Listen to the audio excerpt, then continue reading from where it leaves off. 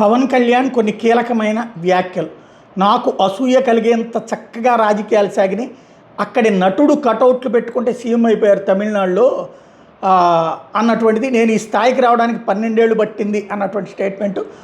అదే సందర్భంలో అమిత్ షాతో మాట్లాడినటువంటి మాటలు బయటికి ఎట్లా వచ్చినాయి అన్నటువంటిది. వైసీపీ నాయకుడు జైలుకి వెళ్ళాలని నేను ఎందుకు అంటాను, ఒకళ్ళు జైలుకి వెళ్తేనే పవన్ జనసేన ఎదుగుతుందా అన్నటువంటి ప్రశ్న రైజ్ చేశారు.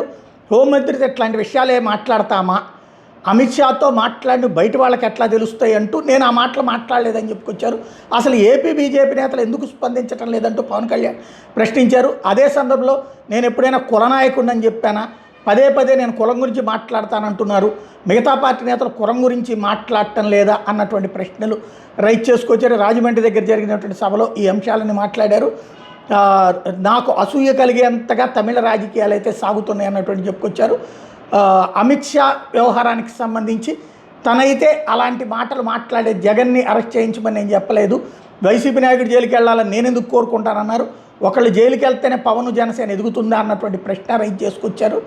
అదే సందర్భంలో హోంమంత్రితో ఎట్లాంటి విషయాలే మాట్లాడతామా అన్నటువంటి పాయింట్ రైజ్ చేసుకొచ్చారు. ఏపీ బీజేపీ ఎందుకు మాట్లాడట్లేదు అన్నటువంటి పాయింట్ ఇక్కడ కీ పాయింట్ అనమాట.